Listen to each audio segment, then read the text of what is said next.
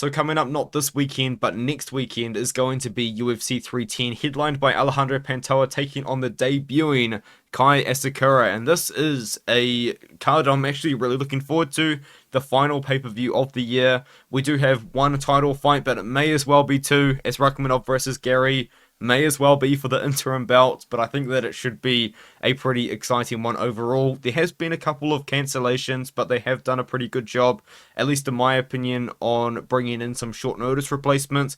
They've rescheduled some fights from some other cards as well to this one, which I think has made a lot of sense. And I think overall we still are going to be getting a pretty decent card to finish off the year. Now, there is no UFC this weekend. This card is next weekend at the time of me uploading this video. But there is going to be PFL on this weekend. And it's going to be a massive card.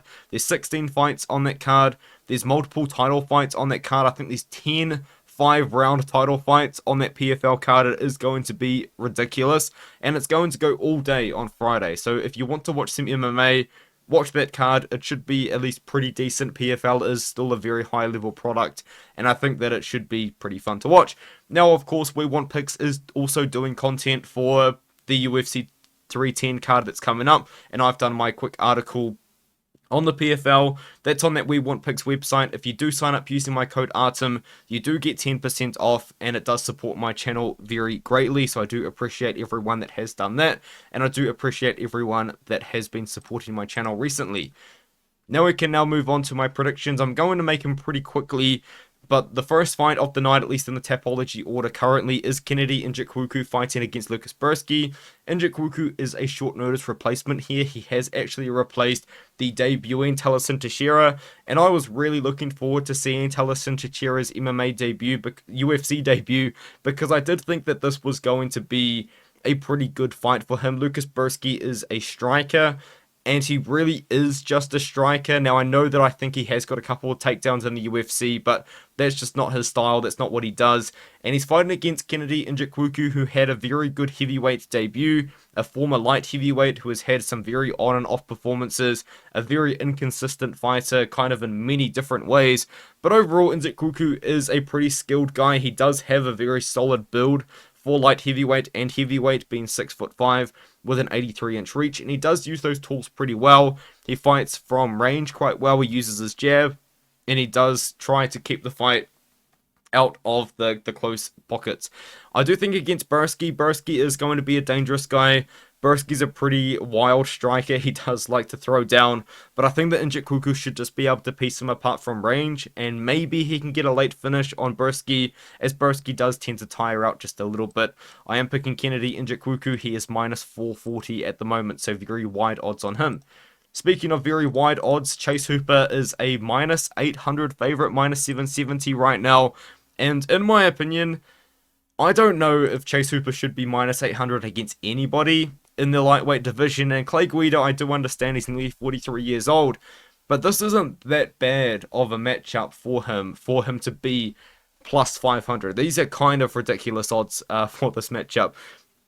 I guess a lot of people are putting a lot of stock in the fact that Chase Hooper has been making a lot of rapid improvements in his striking. Chase Hooper, despite being a very awkward striker and still looks somewhat uncomfortable on the feet, I will admit, he definitely has gotten a lot better. He even dropped Vyacheslav Borchev, and Vyacheslav Borchev is a multiple-time national kickboxing champion in Russia, and Chase Hooper dropped him and seemed to have a pretty decent amount of success on the feet against him, and I don't think anyone saw that coming, especially when it was only 2 years ago that Steve Garcia just landed so many shots on Chase Hooper in less than a minute, was constantly knocking him down, and Chase Hooper just had no counter for that offense.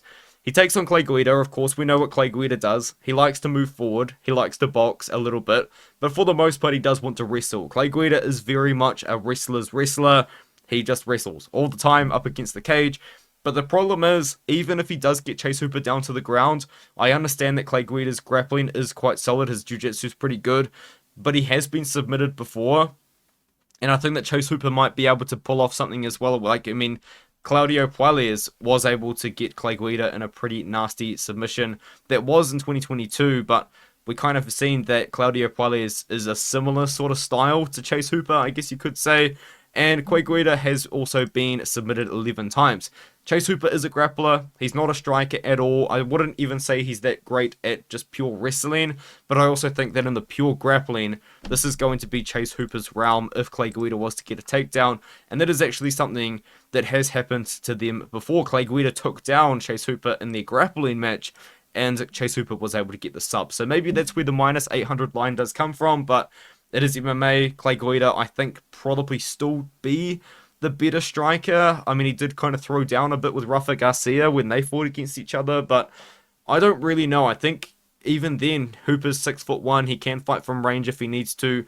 We saw that once again against Vyacheslav Borchev somehow, and I think that it probably should be a Chase Hooper submission win here, and I think that Chase Hooper's stock just does continue to rise. Now we have Michael Chiesa fighting against Max Griffin. Michael Chiesa is kind of similar to Chase Hooper in that way that he is also a very one-dimensional grappler. This is a guy that wants to get takedowns on you and he wants to use his grappling, but I just don't think that the striking is there, and I don't think that he's well-rounded enough to beat someone like Max Griffin. Max Griffin is a gritty veteran. Max Griffin is a guy that has given a lot of veterans and also young prospects problems in his last 5 fights. You know, he had a split decision loss to Neil Magny, then he had the split decision win over Tim Means, split decision win over Jeremiah Wells, he beat Carlos Condit, who is also a veteran of the game, and then against Michael Morales, yes, he did lose to Michael Morales. It wasn't like he just let Michael Morales walk over him like Michael Morales has been doing to everybody else. He did give Michael Morales at least something to think about multiple times in that matchup, and I think that on the feet against Michael Chiesa, Max Griffin is going to be at a very significant striking advantage, and it's not like Max Griffin just goes out there and throws body kicks and head kicks all the time, which Chiesa could catch to try and get a takedown. Max Griffin's overall takedown defense is pretty good. It's not fantastic, but it is pretty good, and I think that against Michael Chiesa, if he can kind of just fight smart and keep the fight on the feet, it really should be Max Griffin's world in this fight. So I do like Max Griffin. I think he is just too well-rounded. I think he's too good at striking to lose to Michael Chiesa, who did unfortunately just beat one of my favorite fighters of all time, Tony Ferguson, but we'll move on from that very quickly before I start to cry. I'm picking Max Griffin here. Looks like the public is on Chiesa, which is interesting, but I do like Max Griffin to win this fight by decision. Now, Cody Durden fights against Joshua Van, and this might be a very unpopular pick that a lot of people disagree with, but Joshua Van is taking on a pretty bad matchup for him, in my opinion, in Cody Durden. But I've got to say quite a few things first. The first thing I'm going to say is that on the feet, Joshua Van is going to have a very significant striking advantage here. His boxing is really good, and he is going to be a lot better at boxing than Cody Durden is. And another thing that I will say about Josh Van is, despite him having pretty poor takedown defense in the regional scene before coming into the UFC, his takedown defense has drastically improved, and people are really struggling to take him down at the moment. So I do think that there is something to kind of think about there, as he is taking on a wrestler in Cody Durden. Cody Durden is going to have a big size advantage here, and I think that is going to be quite important considering his wrestling style. And I think given that size advantage and that constantly moving forward wrestling style, I like the matchup for Durden. I think that Durden can get it done here against Joshua Van. I know that I did say the same things about Edgar Chairez, but Durden is just like a more aggressive, more takedown offensive, spammy version of Chairez, even though they're completely different fighters. The reason why I do say, though, that Joshua Van is going to have a very significant striking advantage in this matchup is because, although it was on very short notice, Cody Durden fought Matt Schnell, he did spend still a pretty decent amount of time on the feet against Schnell, and Schnell really was landing on him. Schnell was outlanding Durden pretty significantly throughout that fight, and eventually, of course, he did get a very quick submission win in the second round after Schnell made a big mistake. But Schnell was looking pretty good on the feet, and I know that Schnell is a former ranked fighter. He is a guy that probably would have made it pretty far in the sport if he just couldn't get knocked out all of the time. But, you know, I don't really like seeing all that much from Durden, but I think in this matchup against Joshua Van, who is a striker, who is a boxer, Durden is a good wrestler. He's a guy that is going to go out there pretty regularly and shoot the takedowns, and I do think that he is going to get them against Josh Van by shooting over and over and over again. The thing about Josh Van, though, as I did say, is he is a very good boxer. He's very fast on the feet. Although he is tiny for 125 pounds, I do strongly believe that if we ever got a men's strawweight division, Joshua Van would probably be the face of the division. I still think that he's going to, maybe struggle with that takedown defense, but Joshua Van is probably going to land quite a bit on the inside as well against Durden. Maybe those uppercuts in the clinch could be pretty useful. That's what Joshua Van does use a lot. I just completely lost my train of thought. I'm sorry, guys. I'm recording this after a day at work. I'm picking Durden to win by decision. Let's move on. Chris Weidman fights against Eryk Anders, and this is a rebooking. These guys were actually meant to fight at the UFC 309 card, and the reason why Eryk Anders did have to pull out was because he did get food poisoning on Friday night, the night before the fights were going to take place, and that is a pretty bad shame because, of course, Chris Weidman did show up to the weigh-ins. He weighed in at 186 pounds, and he looked pretty good. He looked ready to go, and he looked like a very healthy version of himself considering what he has been through a lot in his career so far, and also the fact that he is now nearly 41 years old. Chris Weidman, though, I do have a couple of things to think about in this matchup, because I'm seeing a lot of people pick Chris Weidman, and I am on Eryk Anders, and I feel like I am on an island picking Eryk Anders, and that's what I did for 309, and the more I think about it, I just can't convince myself to jump to the other side and pick Chris Weidman in this fight, and the reason why is Eryk Anders does statistically have a very good takedown defense rate, and I know that Chris Weidman is a very good wrestler. He is a guy with a big-time wrestling background. He's a guy that became the champion because of his wrestling, of course.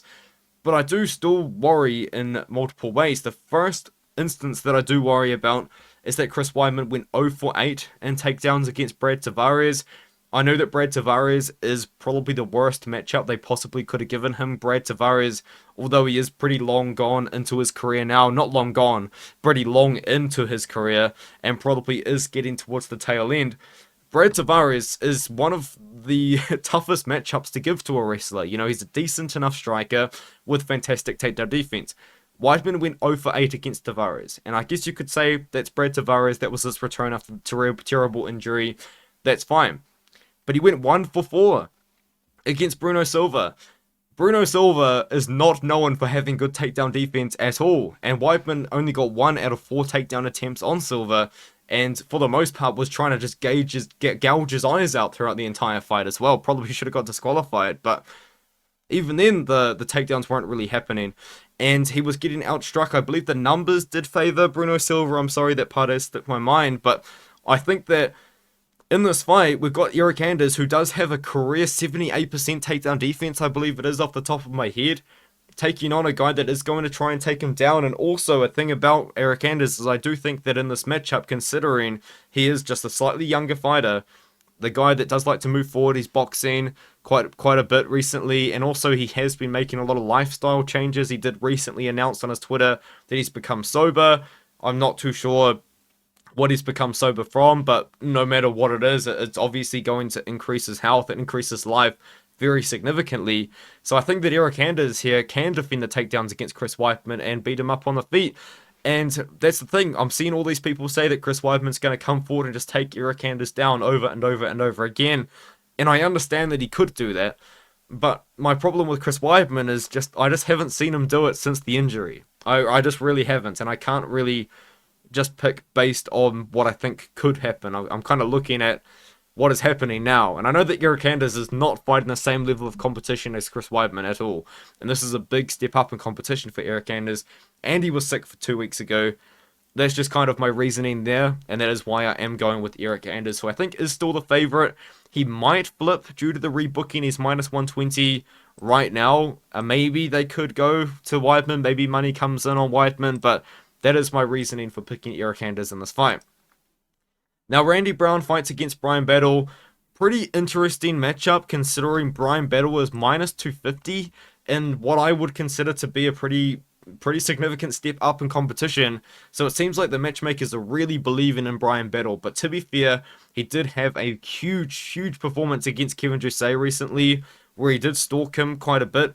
and he made the city kickboxing prospect look not technical on the feet. I don't really know how to explain it, but in comparison to in comparison to Bryan Battle, Kevin Jousset looked robotic in there. Just the way that he was throwing punches, it was really odd. And Bryan Battle just seemed like the much cleaner, smoother striker. Now, I did pick Battle in that fight, but there were a couple of people out there that were on that Jousset side. Bryan Battle, of course, was beating up Angelusa before the eye poke. It is what it is. Randy Brown is a fun prospect in his own right. He's kind of a guy with an interesting career. He was knocking on the door of the top 15 until he did run into a surging Jack Della Maddalena. And since then, he has made a couple of pretty significant comebacks against Wellington Turman, who come down from 185. He beat Zaleski, who gave Renat that pretty tough fight. And he did knock out maybe the KO of the year contender, potentially with that spinning wheel kick, Muslim Salikov. But yeah, Randy Brown likes to fight from behind his jab. He does stand at 6'3", and that's what he uses pretty well. He does use that jab very often. He does often have his hands pretty well extended to keep his opponents away from him at bay. Bryan Battle, of course, his one loss so far in the UFC has come to Renat Fakhrenadov, who was taking him down over and over and over again. But I don't know if Randy Brown is going to do that, and I think on the feet, once again, I just liked how Bryan Battle looked, but I don't like the price. I just don't like the price at minus 250, but I've said it multiple times before. I do pick people that I think are going to win, but I think that the line's a little bit wide here on Bryan Battle. I really do think so. I could see Randy Brown winning, but the thing about Randy Brown is low volume, man. Like, I remember, who was it against? He fought someone with big time knockout power, Chaos Williams. I thought he lost that fight because he got dropped a couple of times, but even then, that fight wasn't that great. It's just a very low volume affair between the two. Maybe that could happen here against Bryan Battle, but the thing about Bryan Battle is Bryan Battle will attempt takedowns every now and then, whereas I feel like Randy Brown is probably just going to be more inclined to keep it on the feet. So like Battle here, I just don't really believe in the line. Minus 250 is crazy to me. He's minus 210 right now, so it looks like people are betting on Randy Brown, which kind of does make a bit of sense. I'm picking Bryan Battle. I'm going to pick Bryan Battle to win by decision. I know JDM made it look easy, but Randy Brown truly is a pretty tough guy, and Chaos Williams dropped this guy multiple times and couldn't finish him.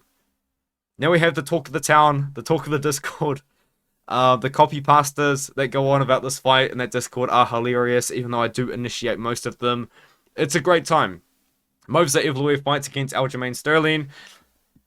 The argument that people are making is, do you think that Aljamain Sterling can out-wrestle Movsar Evloev? And just in my opinion, I think a lot of other people's opinions, the answer to that question is no. I don't think that Movsar Evloev is going to get out-wrestled by Aljamain Sterling in this fight. And that's kind of what we saw from Aljamain Sterling in his UFC 300 stinker. The worst fight on the card by far. Made me angry as a fan. But anyway, Sterling just out-wrestled Qatar, whatever. It sucked. It was a terrible, terrible fight, terrible performance. But I think in this matchup, Sterling's taking on a big step up in competition. And I know that Sterling has a very, very tricky striking style. And Movsar Evloev is somewhat basic on the feet, I guess you could say. I think that Movsar Evloev probably could win the minutes on the feet against Sterling. I know that Sterling does have the tricky style. He has given Piotr Jan problems, of all people, on the feet. But I think in this one, though, it comes down to the wrestling. And I think that Evloev is going to be able to out-wrestle Aljamain Sterling. I do think that Evloev can get the takedowns on Aljamain Sterling. And honestly, I think the best chance for Aljamain Sterling to get the win here is to get a submission on Evloev, but Evloev's already fought some pretty tough guys, and Evloev survived all of those tough positions against Diego Lopes, you know, and Diego Lopes put him in some tough spots, and I know that at the time, that was Diego Lopes 18 months ago, not the same guy now we have, and on short notice, but Lopes is still a lights-out grappler to deal with for a lot of people, and we saw Movsar Evloev be able to survive some pretty bad spots, and I don't see Aljamain Sterling putting Evloev in the same spots that Diego Lopes did. Now, Evloev does have his striking flaws. Arnold Allen was really starting to land some big shots on him, especially towards the end of the fight, but I don't know, man. I just don't see Sterling beating Evloev. That's kind of as simple as it does come. I think there is guys out there that would beat Evloev. I don't really mind the idea of doing Evloev versus Topuria, just undefeated versus undefeated. It's always fun, but I I just think Evloev wins, and I think he wins by decision. Evloev ain't finishing nobody at the moment. Apologies if this is an awkward jump, but I had to cut out for just a second because I did start to get a pretty sore throat from talking so much. I am recording this after a day at work, which I did mention before. Vicente Luque does fight, though, against Themba Gorimbo. Of course, Luque wasn't meant to fight Nick Diaz originally. And let's be honest, you're never going to be able to replace Nick Diaz with someone that's going to kind of bring the same amount of hype. But Themba Gorimbo is a pretty hyped up prospect that I think a lot of people are excited about. But to talk about Nick Diaz for a second, it seems like he's going through quite a bit of personal problems. And unfortunately for him, it really does seem like he shouldn't be fighting at the moment, if not anymore, especially after that Lawler fight. But it is what it is. Vicente Luque, though, against Themba Gorimbo. Themba Gorimbo is a wrestler, and he's always wrestling. On the feet, he is a wild man, and he's very, very offensive, but he doesn't really have great defense. And I do worry about that in this fight against Luque. He's taking on Luque on short notice, and I know that Luque has not looked like the same guy at all after he had that brain injury, which, if anything, is probably going to be the biggest red flag in everything. I mean, we haven't really heard of people getting legitimate brain injuries and then coming back and fighting again. And that's what Luque did. I believe it was in between his fight against Jeff Neal and RDA, it must have been, not between Jeff Neal and the Bilal Muhammad fight. But yeah, that was what Luque dealt with, and he just hasn't really been the same guy since. But he takes on Gorimbo here, and I think the thing about Gorimbo is that I don't love the defense. As I did say before, he just does not have good striking defense, and he is a wild man on the feet. And I look at Vicente Luque, and I think that Vicente Luque, he ain't the same guy he was. He's still very fun, but he just ain't the same guy that he once was. But he did beat Rafael dos Anjos. And although Rafael dos Anjos is a lightweight who does fight at 170 every now and then, it's still a pretty similar stylistic matchup, is it not? And I think against Gorimbo, who has taken a short notice push up here, this is a big step up in competition for him, and a big step down in competition for Luque, I think, since he just fought Buckley, who is now going to be main eventing against Covington, which is nuts. Gorimbo just fought Nico Bryce, Ramiz Brahimaj, Pete Rodriguez, and Takashi Sato. This is not a good run of competition so far, and I think against Luque, he's taking on a guy that was ranked. He might be ranked now, still, unless he lost his ranking when he lost to Buckley, but I think that this is just too much too soon, and I'm looking at plus 175, and I think, like, Luque, I'm surprised he's the underdog, and now he's nearly plus 200. I mean, these odds are kind of crazy to me. What am I missing? The thing about Luque is he's not just a striker either. Luque's a really good grappler. He's the Das Knight, I think, is what a lot of people call him. I know that's like Kyle Dalkaus's a nickname, and a lot of other people call themselves the Das Knight, but Luque, multiple Das chokes in a row, and I believe he's had a couple of Das chokes as well earlier on in his career as well in the UFC, so he's no bum on the ground. This guy can get defensive submissions, he can make sweeps if he needs to, he can defend takedowns, and I think against Themba Gorimbo, he's going to have the better striking. Yes, Gorimbo is a wild man on the feet. He is going to be live for a KO. I mean, we saw him knock out Pete Rodriguez, but he doesn't have the defense I don't think is required to beat someone like Vicente Luque, and I am going to pick Luque to win this matchup. But I could see Gorimbo just taking him down over and over and over again. I just don't see it happening against someone who has proven to be very high level. He hasn't really proven to be high level still because he is a complete shell of himself. He does look like he shies away from punches, which is just really sad to see, knowing what Luque once was. But I think even Luque, the Luque that we have right now, is still just a big step up in competition for Themba Gorimbo, and I do think that Luque can get it done here, and I think he does get it done by finish. I think the more likely finish is by knockout on the feet, but Luque, as I said, he's the Das master, mate. He might be able to get a Das choke win there. Now, Anthony Smith does fight against Dominick Reyes. I cannot believe that Dominick Reyes just completely dominated Dustin Jacoby in his last fight. It was a massive performance for Reyes. He really needed that because he was talking about retiring. He was expressing concerns about his health, you know, because he's got kids, he's got a family. He didn't want to be getting knocked out like this and then not being able to kind of be around his kids all the time and, you know, like 20 years or whatever. So a lot of people were worried for Reyes, and I was worried for Reyes. And I picked Jacoby just because I thought he was going to knock him out. And that didn't happen, did it? Reyes outstruck the former Glory kickboxer, and he looked pretty damn good while doing it. And he fights now against Anthony Smith, and I could not believe the stat when I saw it. Anthony Smith, the grappler, averages less than 0.5 takedowns per 15 minutes in a fight. Anthony Smith, the grappler, averages so little takedowns offensively. I couldn't believe it. So now I'm just looking at the stats, which I don't really recommend that you do, but if you do just look at the stats, I'm like, Anthony Smith ain't going to shoot takedowns on this guy all the time, like he's going to need to win the fight. And Anthony Smith ain't going to have a striking advantage against Dominick Reyes, especially the Dominick Reyes that just showed up and knocked out Dustin Jacoby. So I'm looking at this matchup and I'm thinking it's a bad one for Anthony Smith. Anthony Smith is a very good grappler. He does have some fantastic slick grappling for a guy at 205 pounds and a guy with his size at 6'4". This guy is no joke. You watch his fight against Jimmy Crute, he looked massive compared to Jimmy Crute, absolutely huge compared to him. And I know that he's been able to get by with a couple split decisions over Ryan Spann. Where was it? Here, Ryan Spann, and then Vitor Petrino just put himself in a guillotine. I'm angry about that one because that's a fun prospect that we lost due to Anthony Smith's submission ability. But I'm looking at this one, and I'm thinking that if Anthony Smith is just going to strike with Dominick Reyes, he's going to get knocked out. And that's what I think happens. I think Anthony Smith is going to get knocked out by Dominick Reyes. Now, the funny thing is, though, Johnny Walker didn't knock him out, did he? Where is he? Here, he just struck with him low volume from range, and maybe a smart Dominick Reyes will do that, because I know that Dominick Reyes probably is not really willing to just get into a firefight willy-nilly. Is that even a terminology? Willy-nilly. Just like that with Smith. I know that Smith doesn't really just knock people out on the feet, but he does still have power, and he is still a veteran that you do have to respect. But I think Reyes, on the feet, more dynamic, more fast.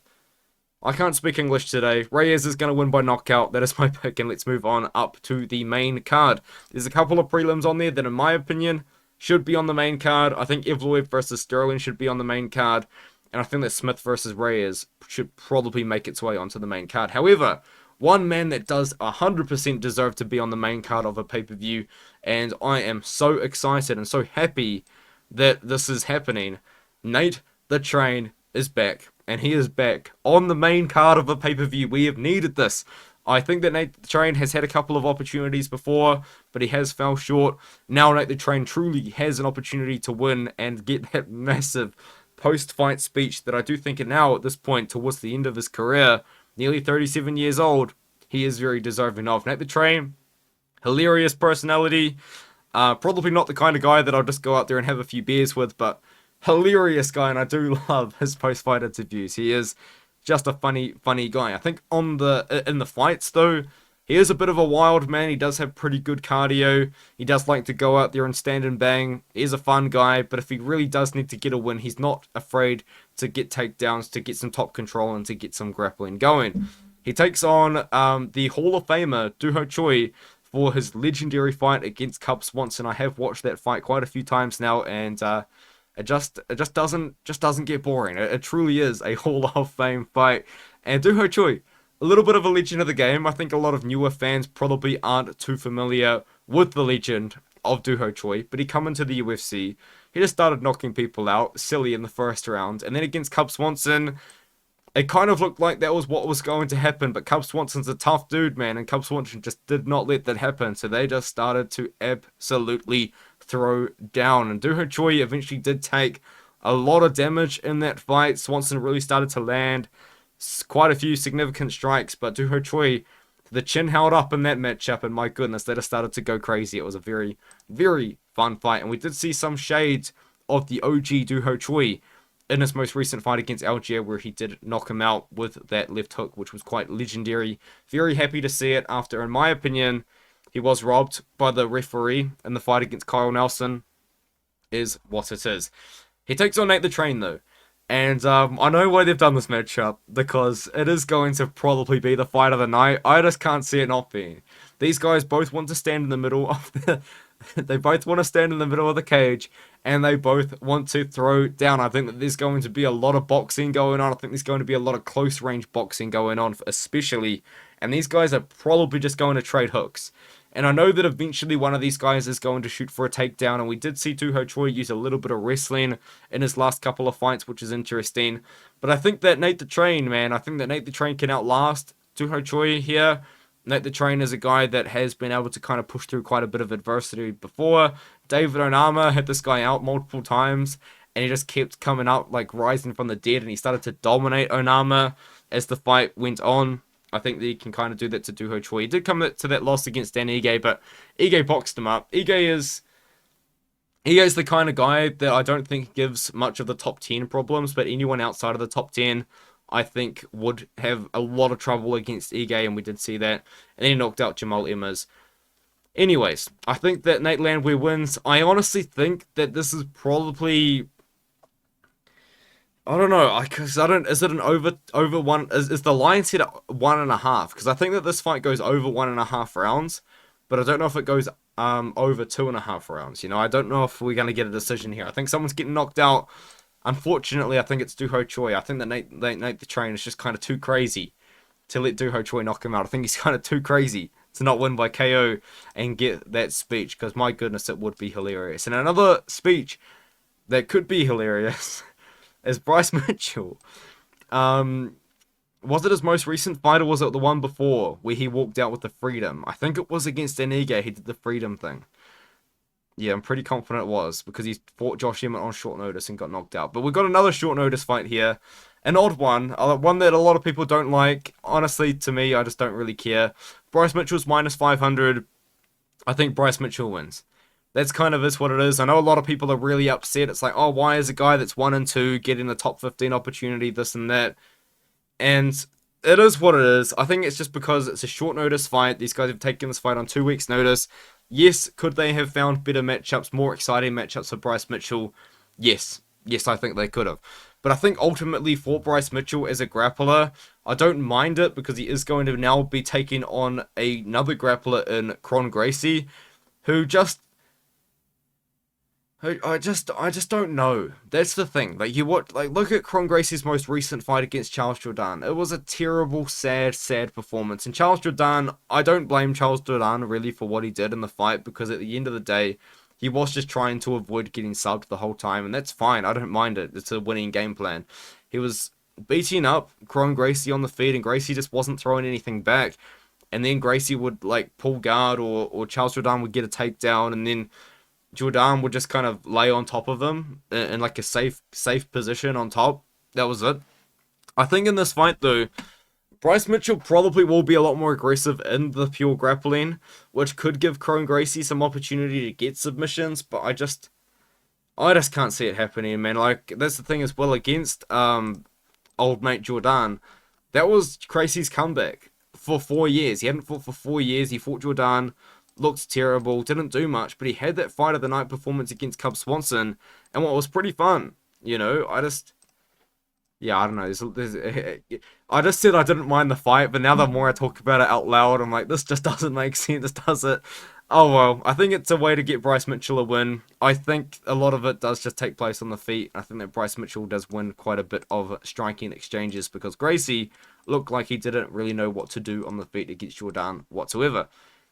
An odd rematch, but a pretty fun one, I think, between Ciryl Gane and Alexander Volkov. Now, Alexander Volkov and Gane have fought before, and I think a lot of people may potentially just misremember the fight just a little bit, or at least they exaggerate how the fight went, because it was, I believe, a 49-46 decision for Gane when he did beat Volkov the first time in 2021, but a lot of people call it a complete domination. I don't think that this was just a complete domination throughout the entire 5 rounds.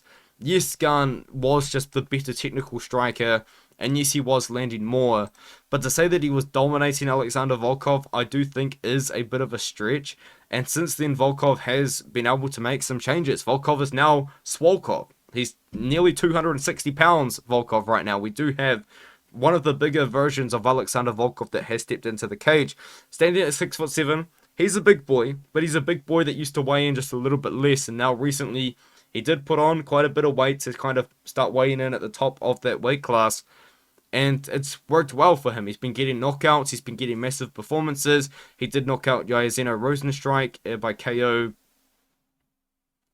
2.5 years ago. That was. I thought it was more recent, but then of course he did beat my guy Taito Ivasa in an event that I was watching live. Pretty sad for the crowd. I just kind of expected it to happen. It is what it is. I didn't think it was going to happen by Ezekiel choke, and I don't think that was on a lot of people's bingo cards. But Volkov's been looking good. He does fight interestingly because he does look like stalk his opponents, and he does kind of like clench on his mouthpiece with his mouth half open, which is fun, I guess. And he can get takedowns every now and then, but I think he probably is just mostly a striker. He is very comfortable on the feet. But I think against Ciryl Gane, this is a very interesting one, because I think Volkov could go out there and get takedowns against Gane. I think that he actually might attempt takedowns against Gane, because we did see Gane fight against Jon Jones. I know that Stipe nearly got finished by Jon Jones in the first round, but in the second and the third round, Jones and Stipe looked really, really bad, like especially Stipe.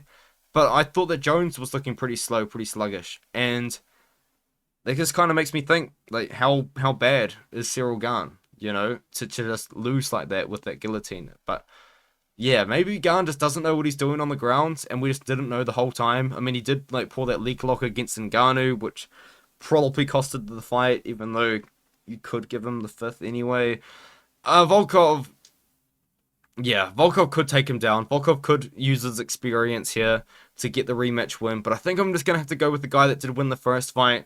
And yes, the whole time he was better than him on the feet. And the thing about Gane is he is one of the best athletic strikers we have ever seen at heavyweight, despite his very significant shortcomings in that fight against Jon Jones. I think we see Gane go out there. I think we see him go out there and beat Volkov. I think it does go all 3 rounds. I think Volkov could start to get pretty aggressive towards the end, like he kind of did against Ultimate Pavi, which is still a crazy one to think about, yeah? You got Volkov, who just beat Pavi, and he's a plus 210 underdog. Kind of nuts to think about, but Gane is like a different sort of heavyweight where he's a lot more athletic than our boy Pavlovich. I think that Gane wins a decision. And now Shavkat Rakhmonov fights against Garry.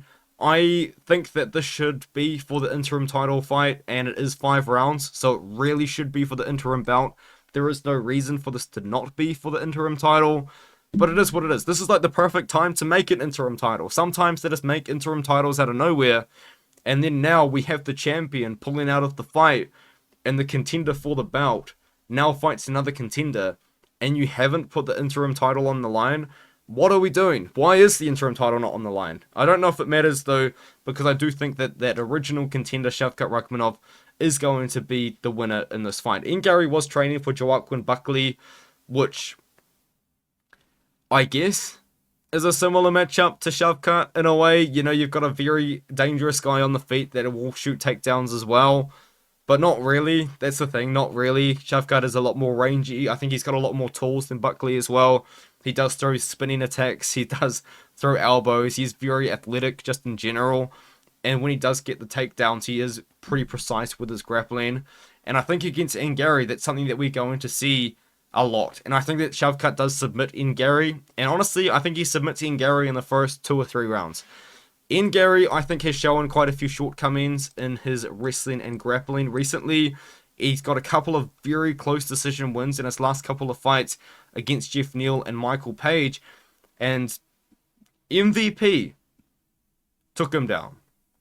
MVP took him down and controlled him for a bit.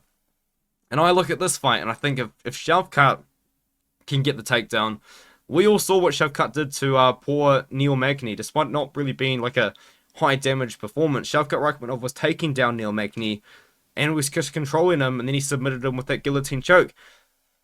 I say that Jeff Neal gave Shavkat problems. A lot of people disagree with me, but Jeff Neal did give Shavkat Rakhmonov problems. I know that Shavkat was 2-0 going into the 3rd round, but he gave Shavkat problems. But that was in the boxing. That was in the close range. That's not how Garry fights. Garry fights from range. He uses his kickboxing. He does have a good kickboxing background. But I don't know if he's just going to be able to beat up Shavkat in that realm. I know that Shavkat is a pretty solid, aggressive guy. I know that he does have some shortcomings in the defense. But in this matchup against Garry, he's going to have a significant wrestling and grappling advantage. And I think that's going to be huge in this fight. And there's rumors, I don't really look into rumors, but the rumors are that Shavkat's actually submitted Garry before multiple times in sparring, so that could be something to look into. But I think in this fight, Shavkat's going to get takedowns on Garry, and I think if he gets takedowns on Garry, he's probably going to be able to pull off a submission or something to do with ground and pound. Shavkat, I think he wins by sub, and I think that he wins by sub in the first, like, 2 rounds, honestly. 2 or 3 rounds. Now, Alejandro Pantoja fights against Kai Asakura. Huge fight for a lot of reasons, and honestly, a lot of people have said this, but I do agree with the thought process here, that they probably want Kai Asakura to win. The UFC probably wants Kai Asakura to win. And I don't think that I can disagree, because the thing about the UFC is I actually watched a pretty interesting video recently, and I don't know who the original channel was, unfortunately I've forgotten it, but they did a whole graph of where the UFC dominates the market of MMA. And there are a couple of holes where they don't dominate the market, like I believe Poland is one of them, because KSW reigns supreme. And then there's some other parts of Europe there, like Germany, because Octagon is really starting to take over as a promotion there. Despite them not being massive on social media, Octagon is doing massive shows. And then if you go to Asia, the UFC really doesn't have that much pull in Asia. Yes, they have a performance institute in Shanghai. Yes, they have a lot of fighters from Japan. They have a lot of fighters from China as well, especially due to that Shanghai card and the road to UFC tournaments that they're doing. But if you really think about it, in the grand scheme of things, there's not really that many fighters from Asia on the UFC roster. And another thing is, they've never had a fighter from Asia be the champion. They've never had a fighter... No, I lied. Zhang Weili is obviously the champion. They've never had a fighter from Japan be the champion. And MMA in Japan is huge. You know, I know a lot of people call it Risen. Some people call it Ryzen. I like to call it Ryzen. Ryzen is massive. Pride was pretty massive there. Shuto was pretty massive. Rinya Nakamura's uncle, I believe, was a founder of Shuto, which is crazy. And I think that if you do look into it, the UFC probably wants Kai Asakura to win this. He's got I believe he's got nearly 2 million subscribers on YouTube, and he pulls millions of views on his personal YouTube channel, which is insane, just to kind of think about what he brings. So I think that they probably do want Asakura to win this. And for some reason, fans are turning on Alejandro Pantoja, and I don't know why, because Pantoja is one of my favorite fighters on the roster. He's so fun. He's beaten Brandon Moreno 3 times, which is pretty impressive, right? Brandon Moreno, a guy that a lot of people seem to think is the best flyweight in the world. Pantoja has 3 wins over him. He's got 2 wins over Royval, and he beat Steve Erceg. A lot of people seem to think that Erceg won the fight. I've watched the fight twice. It was close, yes, but I do think that Pantoja won 3 rounds against Steve Erceg, and I know that Erceg was maybe on his way to winning, and he made a mistake in the 5th. A shame for Erceg, it is, I know, but that is kind of like a way that Pantoja does beat his opponents recently. He has been very safe, he has been very conservative, but in the past, this guy has been a complete wild man. He's been shooting for takedowns, he's been throwing bombs on the feet, just coming forward like a madman, and really getting aggressive in the grappling. The fight against Brandon Royval was fun, was it not? Was it not really fun? Anyways, Kai Asakura, I know a lot of people probably aren't too familiar with him, is a incredibly dynamic striker. This guy has tools everywhere. He's got kicks, he's got knees, he's obviously got the punches as well. He's a very good kickboxer with a bit of everything. He's incredibly athletic and he's incredibly fast. Now the problem is, he looks incredibly fast at 135 pounds, and I know that there probably is not really much of a significant difference whatsoever between 125 and 135 in the speed. He's looked fast at 135 pounds. Now he comes down to 125, and I believe this is his first time in his career for a long time that he's fought at 125 pounds. He's mostly been fighting at bantamweight in Ryzen, become the champion twice now in Ryzen. And another thing as well about his skill set, that if you do watch him, a very significant part of the way that he does win his fights is due to ground and pound with the soccer kick, which is how he won the bout in 2020, but also with knees to the head of grounded opponents. That is a very significant part of Kai Asakura's highlight reel. Now the problem is, he's coming from that rule set now into the UFC's rule set, I guess like the globalized MMA rules. You can't just knee people on the head when they're on their back. You can't just kick. You can't just stomp people on their head when they're on their back either, and you can't just soccer kick them either. So unfortunately, Kai Asakura, a lot of his best weapons have been removed from him in here. Some of the new rule sets have kind of helped him a little bit, because now if Pantoja is standing there with his feet and only his hands on the ground, he can get kneed in the head, which is probably what Kai Asakura is going to try and do, which is crazy to think about, I know. I do remember that foot stomp KO from the Japanese welterweight that's still on the UFC roster, whose name has also slipped my mind. That is crazy. It was a disqualification. He got disqualified because, yes, he knocked out his opponent and was stomping him on the head. He got disqualified because he was holding the cage. Some rules, man. Some MMA rules are pretty nasty stuff. But Kai Asakura, very, very dynamic striker, very aggressive striker. Not really much of a grappler. We haven't seen him take on an elite grappler, an elite wrestler, really, in Ryzen. For the most part, he is taking guys that are pretty willing to strike against him, and that just doesn't really work.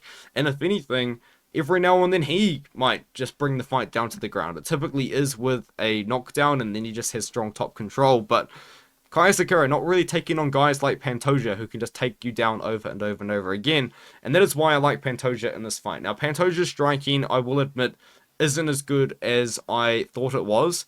Coming into the Moreno fight, I thought that Pantoja kind of just had Moreno covered everywhere, except for, like, you know, just like boxing from range. Pantoja's striking is not that technical. I can very much admit that now, but he makes up for it with aggression. He's going to come forward. He does kind of duck his head, which might just be a little bit of a bad habit, but he just ducks his head and he just goes forward and he throws down. Against Asakura, Asakura is going to have quick movement. He's going to be moving around. But I just don't think that he can defend the takedowns of Pantoja. Pantoja shoots for takedowns over and over again. And a guy who is a Brazilian Jiu-Jitsu... I know he's a multiple-time national Brazilian Jiu-Jitsu champion. I don't know if he was ever a world champion, but a guy that does have, like, international-level Jiu-Jitsu experience, international-level Jiu-Jitsu skill sets that he's been able to implement to the UFC level so well, to the championship level so well. I just can't really see this fight being all that much different to Kai Asakura versus Brandon Royval, except instead of Brandon Royval really surviving a lot of positions on the ground, I think Pantoja will eventually get a sub. I'm here for the action if Asakura wins. I really am, because then I would love to see them just kind of give Kai Asakura someone like Kai Kara France just to do a striker versus striker fight. I know that would kind of push aside some already deserving contenders, of course, with Royval and Moreno. I mean, Moreno might need to win one more, but you know what I mean. Yeah, I don't know. I'm here for the action if Asakura wins, but I do have to pick Pantoja, and I do have to pick Pantoja by submission in this fight. I think it's fun though. I like it a lot, and the one thing as well I will say is I tweeted in June multiple times that this fight was happening, and nobody believed me, but hey, it is what it is. The fight is happening, and it is happening here in December. I did tweet that it was going to happen in November, but it is what it is. Yeah, let me know what you think of this card. I think it's a good card, and I'll see you guys in the next one.